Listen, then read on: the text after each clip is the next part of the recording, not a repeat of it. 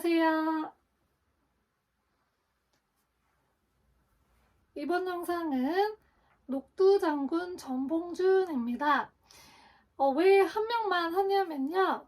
동학농민운동을 같이 설명드리기 위해서 전봉준 한 명만 이야기하도록 하겠습니다.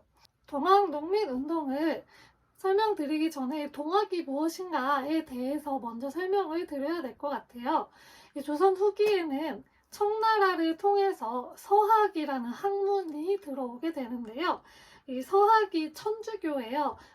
그래서 기독교 학문인 거예요. 기독교 교리를 말하는 거죠. 이게 처음에는 조선에 왔을 때는 학문으로 받아들였어요. 그래서 학문적으로 공부를 하고 주로 남인 세력들이 이 서학을 받아들였다고 해요. 근데 이게 공부를 하다 보니까 종교적인 내용들이잖아요. 그러다 보니까 한 분, 두 분 요거에 대해서 종교적으로 신념이 생기는 분들이 생기게 되면서 이게 종교로 받아들여지게 되는 거죠, 점점.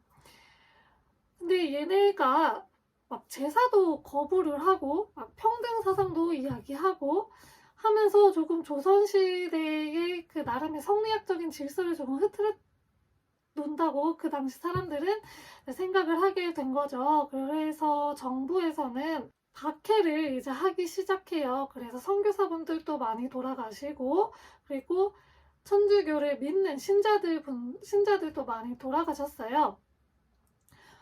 아무튼 이렇게 서쪽에서 들어온 학문, 서학이 들어오게 되니까 우리 자체 내에서 그 서학에 대응하는 학문을 하나 만들게 돼요. 그게 바로 동학입니다. 이 동학도 종교로 이제 발전을 하는데 이 동학은 최재우에 의해서 만들어졌습니다. 이 동학에서 주장했던 거는 평등 사상은 똑같아요. 그래서 우리는 모두 다 같은 사람이다. 하늘 아래 다 같은 사람이다. 라고 주장을 했어요. 그리고 하늘이 곧 사람이다. 뭐 이런 식으로도 주장을 해서 하층민들 그리고 부녀자들한테 굉장히 큰 호응을 얻었던 종교입니다. 이 동학을 종교 집단은 굉장히 끈끈하거든요. 자기들끼리 되게 잘 뭉치고 서로에게 되게 힘도 많이 되어주고 의지도 많이 되어줘요. 그래서 이 동학농민운동도 동학이라는 집단이 이렇게 뭉쳐져가지고 시작이 된 거예요. 그래서 더 커질 수도 있었던 건데요. 동학농민운동의 단계가 어떻게 나누어지냐 하면 첫 번째로 고부농민 단계가 있어요. 그리고 두 번째가 1차 봉기고요. 그 다음 전주 화약 단계가 있고 마지막 2차 봉기 이렇게 4단계로 나누어집니다. 고부 농민 단계하고 1차 봉기가 같은 게 아니고 좀 달라요. 그래서 요거 구별하셔야 되고요. 먼저 고부 농민 단계인데요. 왜 일어났냐? 당시에 이제 고부 군수가 조병갑이었어요. 이 조병갑이 굉장히 탐관오리였나 봐요. 엄청 백성들을 착취하고 막 욕심부리고 이랬던 거죠. 그렇게 막 탐악을 부리고 막 그러면 백성들이 당연히 살기 힘들었겠죠. 그래서 반란을 일으키는데 근데 이때 이제 안핵사라는 직책을 가지고 이용태가 이 사건을 수습하러 내려옵니다. 이 안핵사는 어떤 지방에 일이 생겼을 때 그 사건을 이제 수습하기 위해서 보내던 직책이에요. 이 안핵사로 이용태가 내려오는데 이 제대로 좀 수습을 못하고 오히려 백성들한테 농민들한테 그 책임을 좀 물어요. 너무 과하게 니네 시위하는 거 아니냐. 그래서 이제 열받아서 1차 봉기가 일어나게 됩니다. 이때 이제 주도했던 사람이 바로 전봉준이에요. 이 전에 고부 농민 봉기에서도 전봉준이 굉장히 큰 활약을 했는데 그때 이제 대표적인 게 교과서에도 있는 사발통문이에요. 사발통문은 이름을 이렇게 동그랗게 위에서부터 차례대로 순서대로 이름을 쓴 게 아니고 이렇게 동그랗게 쓴 거예요. 그래서 주도자가 누군지 모르게 했던 걸 사발통문이라고 하거든요. 이제 전봉준이 1차 봉기 때도 손아중, 김계남과 함께 주도를 해서 봉기를 일으키게 되었습니다. 굉장히 기세가 좋아서 전주성까지 이제 이렇게 올라갑니다. 그래서 전주성까지 함락하려고 하는데 이제 조정에서는 얘네가 생각보다 너무 센 거예요. 그래서 청나라한테 도움을 요청을 해요. 당시에 중국은 청이라고 하는 나라가 있었는데 이 청나라에게 도움을 요청해서 청나라가 군대를 이끌고 와요. 근데 이제 이거는 좀 후에 제가 설명을 다시 해드릴 텐데 당시 청나라하고 일본하고 텐진 조약이라고 하는 조약을 맺었어요. 그래서 한 나라가 이제 조선에 출병을 할 때 다른 나라에 알리게 되어 있었어요.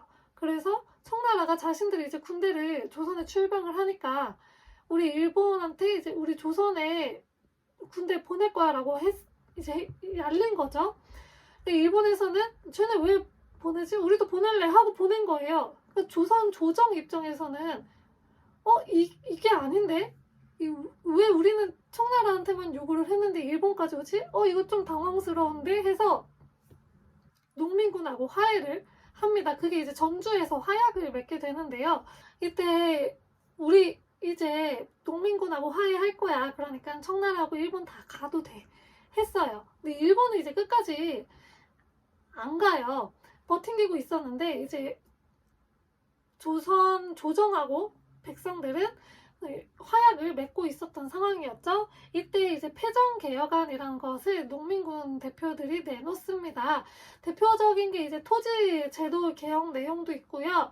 노비 문서를 다 불태울 것, 뭐 이런 내용들이 있어요. 그리고 이때 이제 집강소라는 것을 설치를 해서 각 지방마다 설치를 해요. 그래서 여기서 자치적으로 개혁을 실시할 수 있게 하였습니다. 자, 아까 일본이 안 갔다고 했잖아요. 근데 우리 입장에서는 일본이 여기서 계속 있을 이유가 없는데 안 가요.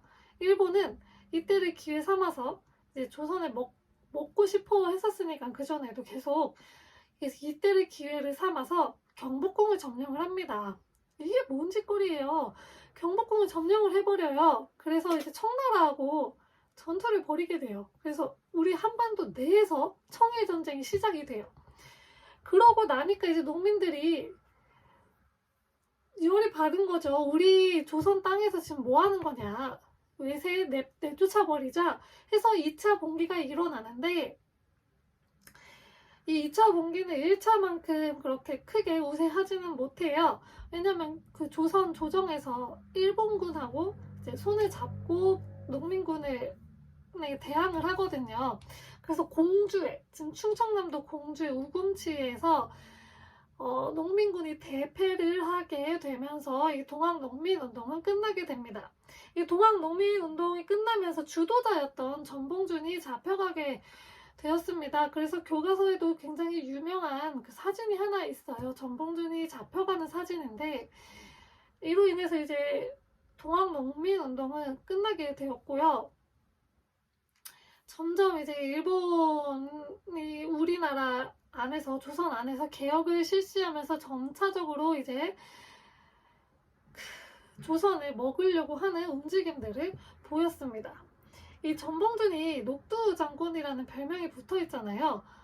이 녹두가 굉장히 딱딱하대요. 그래가지고 이 전봉준의 그런 강직한 그런 모습하고 또 닮아서 녹두라는 별명이 붙었다고 합니다.